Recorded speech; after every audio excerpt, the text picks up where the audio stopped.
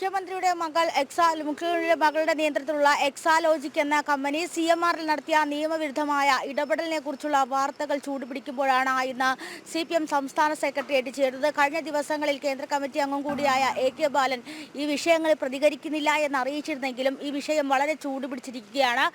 CMR-ലും എക്സാലോജിക്കും നിയമവിരുദ്ധമായ കരാറിൽ ഏർപ്പെട്ടിട്ടുണ്ടെന്നുള്ള കൂടുതൽ തെളിവുകൾ ROC പുറത്തുവിട്ടിരുന്നു. ഇന്നലെ അതുമായി ബന്ധപ്പെട്ട മുഖ്യമന്ത്രിക്കും ഈ വിഷയത്തിൽ വ്യക്തമായ അല്ലെങ്കിൽ മുഖ്യമന്ത്രിക്കും CMR-ലുമായി ബന്ധപ്പെട്ട ബന്ധമുണ്ടെന്ന് ROC റിപ്പോർട്ടിൽ ഇന്നലെയും വീണ്ടും കൂടുതൽ വിവരങ്ങൾ പുറത്തു വന്നിട്ടുണ്ടായിരുന്നു.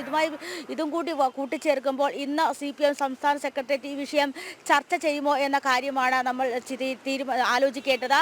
കഴിഞ്ഞ ഇടതുമുന്നണി യോഗത്തിൽ വരെ CPM അതായത് എക്സാലോജിക്കുമായി ബന്ധപ്പെട്ട് അല്ലെങ്കിൽ മുഖ്യമന്ത്രിയുടെ മകൾ വീണ വിജയനുമായി ബന്ധപ്പെട്ട ആരോപണങ്ങളോ അതുമായി തന്നെ വ്യവസായ വകുപ്പുമായി ബന്ധപ്പെട്ട കരുവന്നൂർ ബാങ്ക് തട്ടിപ്പുമായി ബന്ധപ്പെട്ട P രാജിയുമായിട്ടുള്ള വിവാദങ്ങളൊന്നും ഈ കാലഘട്ടത്തിൽ അല്ലെങ്കിൽ ഈ സമയത്ത് ചർച്ച ചെയ്യേണ്ട എന്നൊരു തീരുമാനമുണ്ടായിരുന്നു. പക്ഷേ ഈ വിഷയങ്ങൾ ഇന്ന് പ്രധാനമായും CPM ചർച്ച ചെയ്യുമോ എന്നുകൂടിയാണ് ആലോചിക്കേണ്ടത്. കഴിഞ്ഞ ദിവസങ്ങളിലൊക്കെ CMR-ലും അതുപോലെ തന്നെ KSDCയും അതുപോലെ തന്നെ എക്സാലോജിക്കുമായിട്ടുള്ള നിയമവിരുദ്ധ ഇടപാടുകൾ അല്ലെങ്കിൽ ഇവർ തൽപര കക്ഷികളാണെന്നും ഇവർ തമ്മിൽ നേരത്തെ അറിയാമായിരുന്നു എന്നുള്ള കാര്യം മറച്ചു വെച്ചുകൊണ്ടാണ് കരാറിൽ ഏർപ്പെട്ടിരുന്നത് എന്നത് ROC ഈ വിഷയം റിപ്പോർട്ട് ചെയ്തിരുന്നു. പക്ഷേ അതോടൊപ്പം തന്നെ മുഖ്യമന്ത്രി ആദ്യ കാലഘട്ടത്തിൽ പിണറായി വിജയൻ മുഖ്യമന്ത്രിയായിരുന്ന സമയത്താണ് ഈ കരാറിൽ ഏർപ്പെടുന്നത്.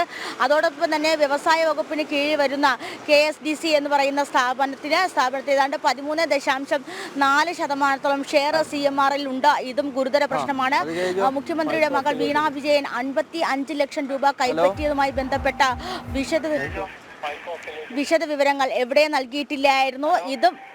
ഇതും വളരെ ഗുരുതരമായിട്ടുള്ള വിഷയമാണ്. അപ്പോൾ ഈ വിഷയങ്ങളൊക്കെ ചൂടുപിടിച്ച് നിൽക്കുന്ന സമയത്ത് ഇന്നത്തെ CPM സെക്രട്ടേറിയറ്റ് ചർച്ച ചെയ്യുക ഈ മുഖ്യമന്ത്രി അതുപോലെ തന്നെ മുഖ്യമന്ത്രിയുടെ മകളുമായി ബന്ധപ്പെട്ട വിഷയങ്ങൾ ലോക്സഭാ ഇലക്ഷൻ മുന്നിൽ കണ്ടുകൊണ്ട് ചർച്ച ചെയ്യേണ്ട അല്ലെങ്കിൽ ആ വിഷയങ്ങളിൽ പ്രതികരിക്കേണ്ട എന്ന് തന്നെയാവും. അതോടൊപ്പം തന്നെ അടുത്ത ആഴ്ചയാണ് CPM-ന്റെ കേന്ദ്ര കമ്മിറ്റി യോഗം തിരുവനന്തപുരത്ത് ചേരുക. ഇതുമായി ബന്ധപ്പെട്ടുള്ള മുന്നൊരുക്കങ്ങളും മറ്റും ഇന്നത്തെ യോഗത്തിൽ ചർച്ചയാകും. കഴിഞ്ഞ ദിവസം നിയമസഭാ സ്പീക്കർ സമരത്തിൽ UDF പങ്കെടുക്കില്ല എന്നുള്ളൊരു തീരുമാനം UDF-ന്റെ ഏകോപന സമിതി അറിയിച്ചിട്ടുണ്ട്. അത് എത്രത്തോളമാണ് സംസ്ഥാന രാഷ്ട്രീയത്തെ സംബന്ധിച്ച് നോക്കുമ്പോൾ ഇരുചേരിയിലാണെങ്കിലും ദേശീയ രാഷ്ട്രീയത്തിലേക്ക് എത്തുമ്പോൾ CPM-ഉം UDF-ഉം ഈ ഇന്ത്യ മുന്നണിയുടെ സഖ്യകക്ഷികളാണ്. അതുകൊണ്ട് എന്താണ് UDF ഈ സമരത്തിൽ പങ്കെടുക്കില്ല എന്ന് പറയുന്നതിന് ഒരു ന്യായീകരണമായി നൽകിയിട്ടുള്ളത്?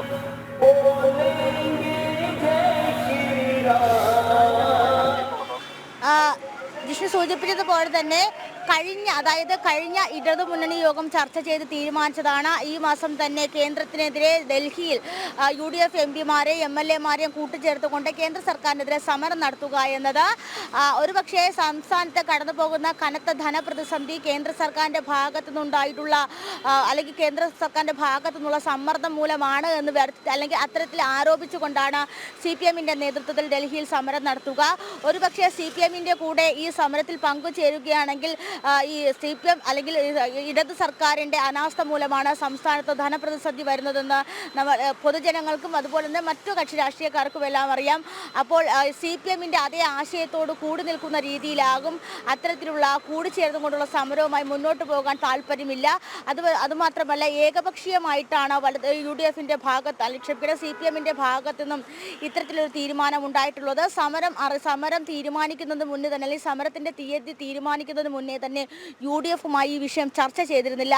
ചർച്ച ചെയ്യാതെ ഏകപക്ഷീയമായിട്ട് ഇത്തരത്തിൽ CPM ഒരു തീരുമാനമെടുക്കുമ്പോൾ എങ്ങനെയാണ് അവരുമായി മുന്നോട്ട് പോകാൻ സാധിക്കുക തുടങ്ങിയ കാര്യങ്ങളാണ് UDF ഇതുമായി ബന്ധപ്പെട്ട് ഇന്നലെ ചേർന്ന യോഗത്തിൽ ഓൺലൈനായിട്ട് ചേർന്ന യോഗത്തിൽ ചർച്ച ചെയ്തത്. അതിനുശേഷമാണ് CPM-മായി ചേർന്ന ഡൽഹിയിൽ കേന്ദ്ര സർക്കാരിനെതിരെ സമരം നയിക്കില്ല എന്നൊരു തീരുമാനത്തിലേക്ക് UDF എത്തുന്നത്. നമുക്കറിയാം ദേശീയ നേതൃത്വത്തിലൊക്കെ ഇന്ത്യ സഖ്യത്തിന് കൂടെയൊക്കെ UDF-ഉം അതുപോലെ തന്നെ CPM-ഉം ഒക്കെ ഒന്നിച്ച് നിൽക്കുന്നതാണ്. പക്ഷേ കേരളത്തിലേക്ക് വരുമ്പോൾ സംസ്ഥാന സർക്കാർ